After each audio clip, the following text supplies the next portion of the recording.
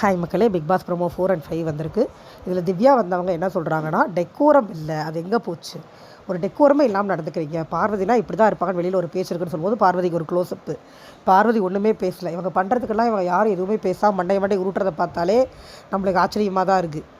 அடுத்தது அதே மாதிரி இங்கே எல்லாருமே ஏதோ ஒரு தகுதியோடு தான் உள்ளே வந்திருக்கோம். யாருக்கு என்ன தகுதி இருக்குன்னு பேசுகிற ரைட்ஸ்லாம் இங்கே யாருக்கும் கிடையாது அப்படின்னு சொல்கிறவங்க இன்னொரு அடித்தாங்க திவாகர். அப்படி ஒரு வேளை இங்கே இருக்கிற யாருக்குமே உங்களோட தகுதி இல்லை அப்படின்னு நினச்சிங்கன்னா நீங்கள் தயவு செஞ்சு வெளியில் போயிருங்க அப்படின்ட்டாங்க. ஆனால் அந்த என்ன சொல்கிறான், நான் தான் தகுதியாக இருக்கேன், எனக்கு டைட்டில் கொடுங்கன்றான். ஆனால் இந்த அம்மா ஒரே போடா போட்டுருச்சு, நீங்கள் வெளியில் போயிடலாம் பிக் பாஸ் சொல்லிட்டு அப்படின்னு ஒரே அடிச்சு கவுத்துட்டாங்க.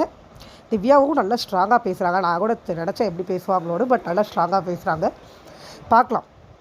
இப்படி டெக்கோரம் மெயின்டைன் பண்ணுறதா சீசன் 8 ரியான்னு ஒரு பொண்ணு வந்துச்சு, வந்த வேகத்தில் போயிடுச்சு. ஸோ டெக்கோரம் மெயின்டைன் பண்ணணும், அதே நேரத்தில் விளையாடவும் செய்யணும். பார்க்கலாம் என்ன பண்ணுறாங்க. இது எல்லாமே இந்த வைல்ட் கார்டு வந்த உடனே நடக்கும், அதுக்கப்புறம் வீணாக போயிடும். வழக்கமாக அது நடக்கிறது தான். பார்க்கலாம்.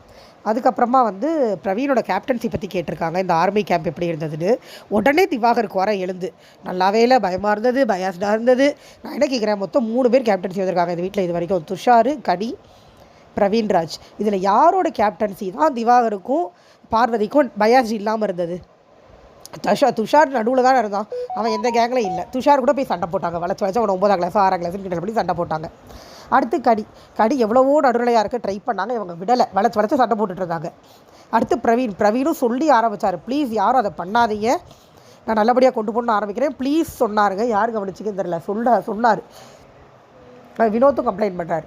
எல்லோரும் இது எனக்கு தெரிஞ்சு இதுதான் முதல்ல வரும், அதுக்கப்புறம் தான் வைல்ட் கார்டு என்ட்ரிஸ் வரும்னு நினைக்கிறேன். ஆள் கம்ப்ளைண்ட், நீங்களே கிழிச்சிருவீங்களாடா கேப்டன்சி கொடுத்தா அப்படின்னு கேட்கணும் தான் இருந்துச்சு நம்மளுக்கு.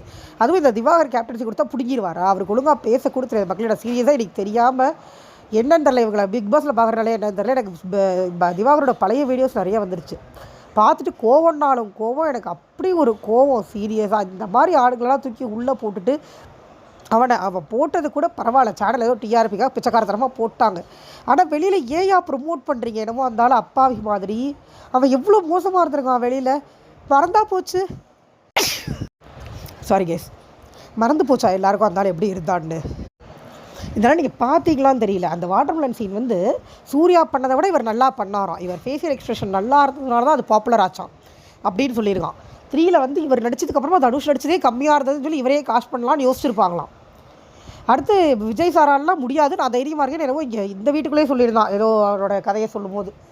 இதையெல்லாம் பார்த்துக்கிட்டும் அவனுக்கு சப்போர்ட் பண்ணிவிட்டு அவனை பாவோடலாம் உருட்டிட்டு ஒரு கூட்டம் இருக்காங்கன்னா, காசுக்காக இதெல்லாம் பண்ணாதீங்க, தயவு செஞ்சு பண்ணாதீங்க. ஏன்னா அந்த ஆள் ரொம்ப ரொம்ப மோசமாக இருக்கான், ரொம்ப மோசமாக இருக்கான். அவன்லாம் வேண்டாம், தூக்கி வெளில போடுற வழியை பார்ப்போம். நன்றி.